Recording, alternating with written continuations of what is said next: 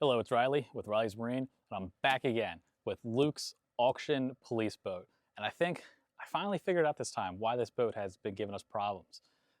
If you haven't seen some of the problems it's been having, go check out my previous video or maybe check out one of his videos. But to give you a summary, the boat will run great at idle.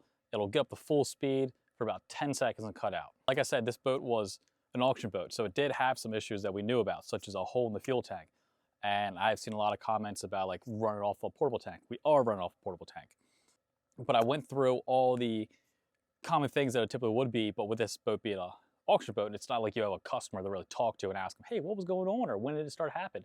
I kind of had to make my best guess. I also don't know how long ago it started happening, how long this thing sat.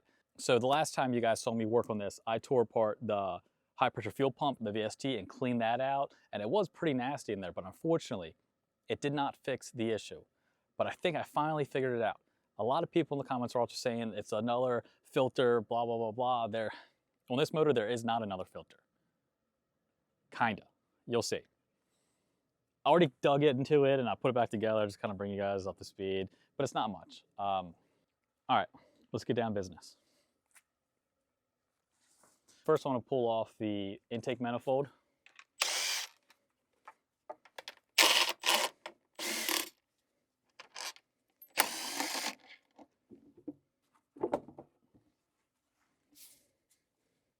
And behind the intake manifold, this is kind of how the fuel system runs. You have the main fuel line that comes from the low pressure filter, and that's clean as a brand new filter.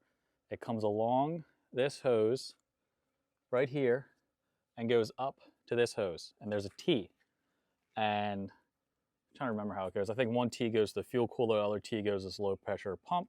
The low pressure pump goes right up to the top of the high pressure, or also called the VST, and there's a filter inside there, and that is already clean. So that leads us to the next question.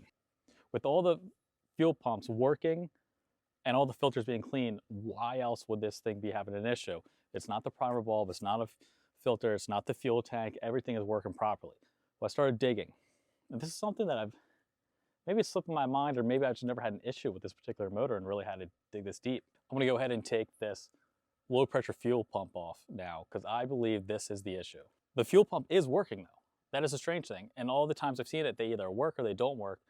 It's not like they will work and they kind of start running out of pressure. It's like they either don't work or they not put enough pressure, and you still won't get full throttle.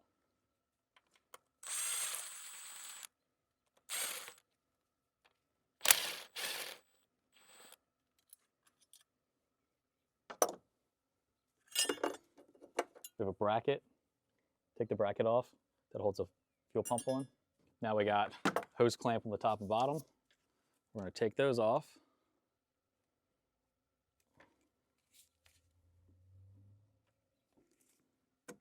Pull the fuel line off of the little, oh, before we do that, disconnect the harness. Now we can pull the fuel lines off. Now I started looking at this filter, and like I said, I've already done this, so sorry you're not getting my initial reaction. But I was like looking at them, and I saw it had like a barb on it that's removable. Took the barbs off. And it's really hard for you guys to tell. I wonder if the iPhone.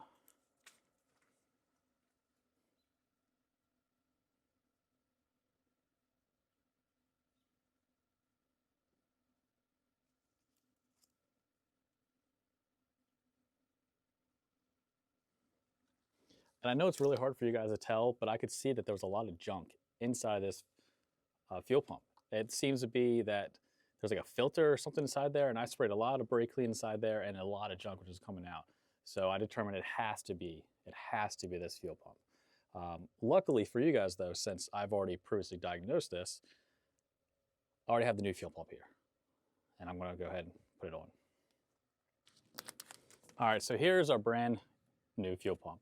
And I'll let you guys in on something I'm not the most proud of. It is not a OEM Yamaha one. The OEM Yamaha one was like $800. I think this was like 50 bucks. I'm willing to try this one first.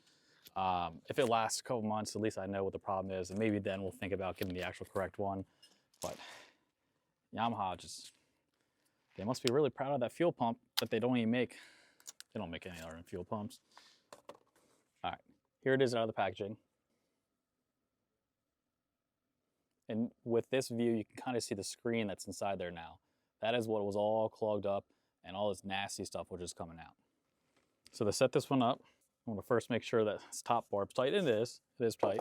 Then I'm gonna go ahead and install the bottom barb. Now there's a washer in there. It's like a sealing washer. Let's go ahead and put that in. Adjustable wrench and give it a good old tighten. All right, that's tight. Let's check the other one. That one's tight. Next, we have the wire harness. It's very important to double check and make sure it's exactly the same as the other one. Since it is a cheaper product, we want to make sure the wires are both exactly the same and in the same spot on the pins. The harnesses look exactly the same, and they are the same. What I'm actually going to do, just to be extra safe, I'm just going to reuse the Yamaha harness instead of using the aftermarket one. So this one's got positive and negative already labeled. Let's hope the other one's labeled. Oh, look at that. It's labeled. Couldn't ask for much easier. These are tiny little nuts. And wearing these gloves, it's a little difficult. I try my best to wear gloves when I can. You know, if you're a DIY guy, not wearing gloves the one time you work on a motor, you know, you wash your hands and go back to clean. But when you're doing this every day, your hands never really clean up. They just stay nasty. So I try to wear gloves as much as I can. Got the negative one. Now let's put our positive on.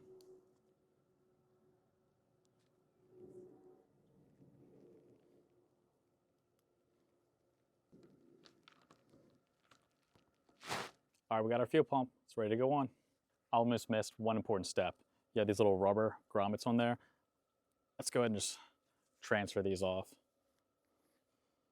Oh, look, it gives you the part number for it right there.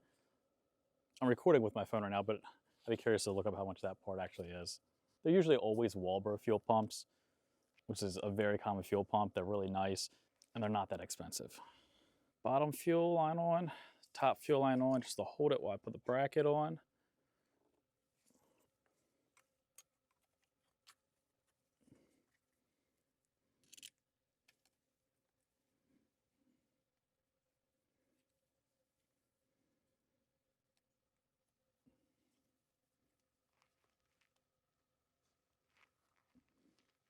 Move our hose clamp down.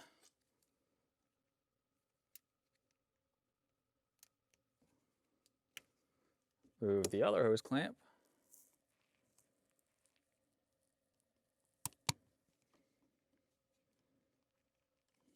Take the harness, plug it in.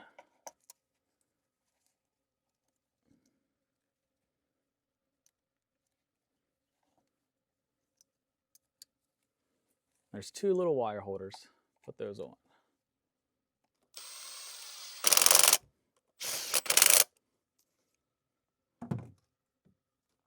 Fuel pump's in. Let's go ahead and put the intake manifold back on. Ensure that all the O-rings are in place. No junk got down inside there. Let's go ahead and put the intake manifold back on.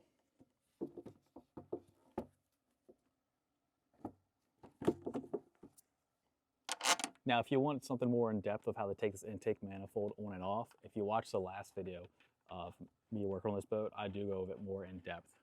And that kind of is why I'm just briefing over it.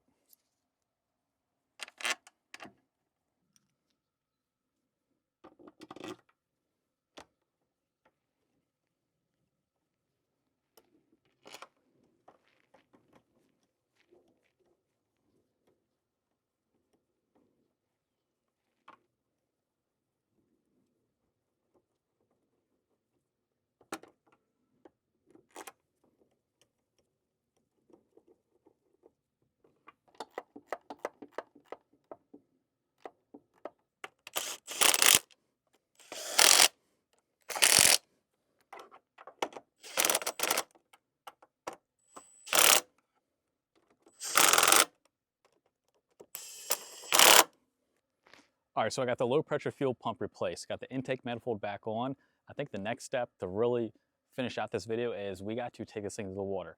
The creek has been frozen over for about 3 weeks now. So next time I see you, there's gonna be less ice and more water out there, and we'll be on the boat testing it. So I'll see you then.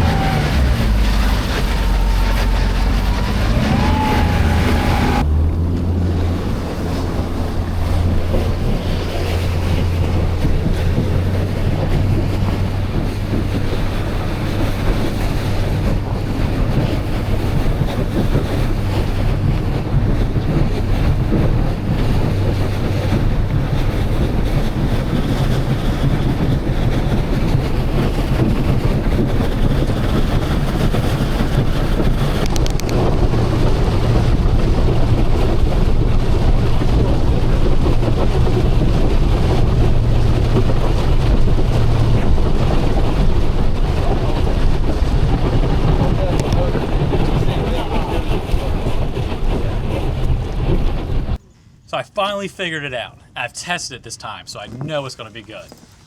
Finally. Hey, if you're in here, I'm going to collab you in the video. Whatever, dude. I don't care. That's fine. Expensive for you. My coattails are plenty long. I was trying to save Luke a couple bucks and not just replace and clean everything, so I was trying to do one thing at a time. So I started off cleaning the high pressure fuel pump and the filters. That didn't fix it. So then I discovered a pinch fuel line. Then I went to the low pressure fuel pump. I sprayed a little brake clean in there, saw a bunch of junk was coming out. So I replaced that. And I still didn't fix it. So I was like, what the heck? Am I even a boat mechanic? I don't know. Well, I went back inside the high pressure fuel pump, and what was inside there? More junk. So it runs dang good since then. What I think happened is I cleaned the high pressure, which is after the low pressure, like in how the fuel system works. So I cleaned the high pressure. The low pressure was dirty, but it sent all the junk back to the high pressure. And even though I replaced the low pressure, the high pressure was reclogged. I should have just cleaned everything on the first go. Lesson learned. And I know better than that. I just have a cheap customer that doesn't want to spend $3 grand. But he's got a fixed boat, and unfortunately I can't bill him $1 because I'm doing it for my own time. But I think I billed him maybe $100 in parts. I don't know. You paid it. You're rambling. Let's go. All right, so we were working. Riley said, I want to go on the boat. So here we are on the boat. I'm just kidding. I want to go on this. It's a nice day out. It is what happened, but it is a nice day out. It didn't take much convincing at all for me. And it's a nice day out, so we're taking the police whaler. I'm glad Riley claims to have finally fixed it. We'll see. But I like this boat. It's cool.